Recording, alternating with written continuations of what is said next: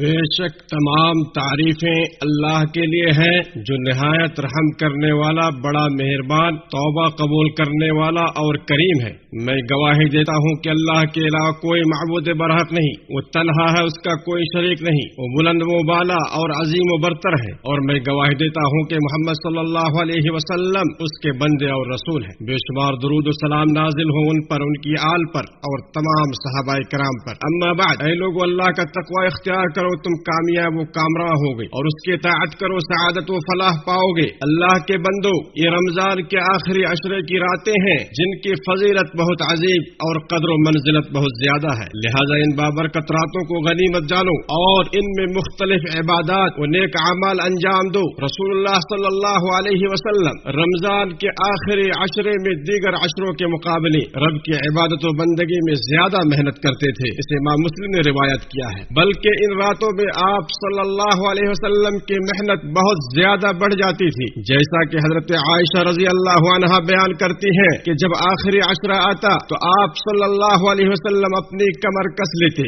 شب بیداری کرتے اور اپنے اہل و عیال کو جگاتے۔ لہذا اللہ کے بندو، ان راتوں کے اوقات کو ضائع مت کرو، ان کو خوب غنیمت جانو اور ذکر و اذکار، تلاوت قرآن، صدقہ و خیرات، نماز، دعا، بندوں کے ساتھ حسن سلوک جیسے اطاعت و بندگی کے کاموں سے ان کو آباد رکھو، اور اس عشرے کی راتوں میں سے کسی ایک رات کو بھی یوں ہی اپنے ہاتھ سے نکلنے مت دو، تاکہ اللہ کی توفیق اور مدد سے تمہیں شب قدر نصیب ہو، جو کہ فضیلت میں 1000 مہینوں سے بہتر ہے۔ نبی صلی اللہ علیہ وسلم نے ارشاد فرمایا، رمضان کے آخری عشرے میں شب قدر تلاش کرو۔ اے بندہ مسلم، تم کیسے ان راتوں کو ضائع کر رہے ہو، جبکہ ان راتوں میں اجر و ثواب بہت ہی عظیم اور فضل و کرم بہت ہی زیادہ ہے۔ نبی صلی اللہ علیہ وسلم نے ارشاد فرمایا، جو شخص شب قدر کو اللہ پر ایمان رکھتے ہوئے اور اجر و ثواب کی امید سے قیام کرتا ہے، اس کے پچھلے سارے گناہ معاف کر دیے جاتے ہیں۔ لہذا ان قیمتی مواسم، بابرکت اور فضیلت والے اوقات میں سستی و غفلت سے بچو، کیونکہ جو محنت اور کوشش کرے گا وہی کامیاب ہوگا اور سبقت کرے گا۔ حدیث قدسی میں ہے کہ میرے بندو،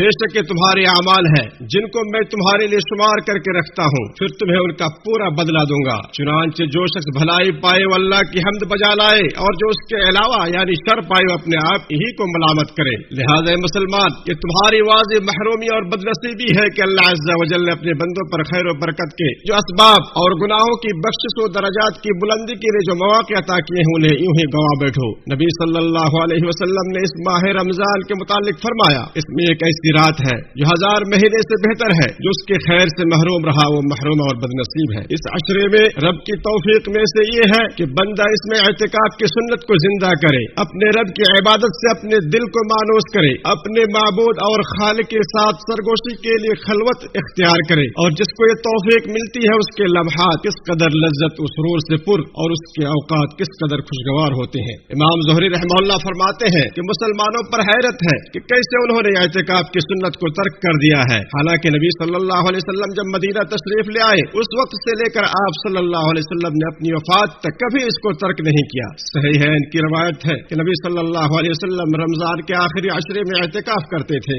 لہذا ان مبارک راتوں میں مختلف عبادات و اطاعت کے کاموں میں ہماتن مشغول ہو جاؤ۔ مالک کے ارض و سماوات کی قربت اور محبت حاصل کرنے میں کوئی کوتاہی نہ کرو۔ اللہ تعالیٰ میرے لیے اور آپ سب کے لیے قرآن کریم کو بابرکت بنائے اور اس میں موجود ذکر و آیات سے نفع پہنچائے۔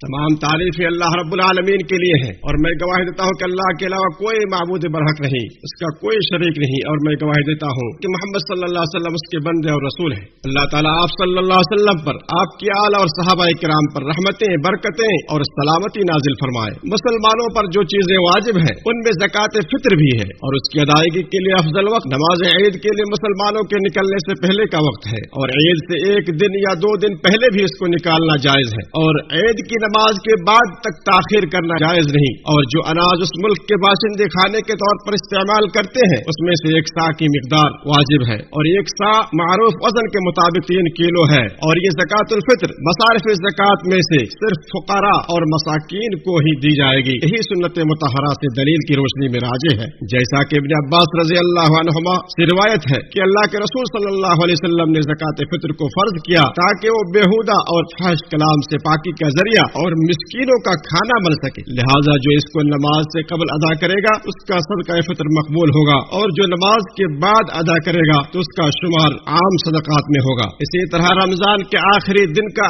آفتاب غروب ہونے کے بعد تکبیر مطلق مشروع ہے۔ اللہ رب العالمین کا ارشاد ہے، اور تاکہ تم روزے کی گنتی پوری کر لو اور روزے پوری کر لینے کی توفیق و ہدایت پر تکبیر کہو اور اللہ کا شکر ادا کرو، اور تکبیر کی اس سنت کا وقت امام کے خطبہ عید سے فارغ ہونے تک ہے۔ اس سنت پر عمل کر کے اللہ عز و جل کی تعظیم و کبریائی بیان کرو، اللہ تمہیں بہت زیادہ اجر و ثواب سے نوازے گا۔ اور جو اعمال انسان کے گناہوں کے لیے کفارہ اور اس کی درجات کی بلندی کا سبب بنتے ہیں، ان میں سے نبی صلی اللہ علیہ وسلم پر کثرت سے درود و سلام پڑھنا بھی ہے۔ ارشاد باری تعالیٰ ہے کہ بے شک اللہ اور اس کے فرشتے نبی صلی اللہ علیہ وسلم پر درود بھیجتے ہیں، اے ایمان والو تم بھی ان پر درود و سلام بھیجو۔ اے اللہ تو ہمیں شب قدر کو پانے کی توفیق دے اور ہمیں تو ان میں سے بنا جو اجر عظیم سے کامیاب ہوئے۔ اے اللہ تو بہت زیادہ معاف کرنے والا ہے، لہذا تو ہمیں معاف فرما۔ اے اللہ تو مسلمان مرد عورت فوت شدہ زندہ ہر کسی کو بخش دے۔ اے اللہ تو خادم حرمین شریفین اور ان کے ولی عہد کو اپنی توفیق سے نواز، ان کی خصوصی حفاظت فرما، ان کو درست راستے پر لگا اور ان کی مدد فرما۔ اے اللہ تو تمام مسلمان حکمرانوں کو ایسے کاموں کی توفیق دے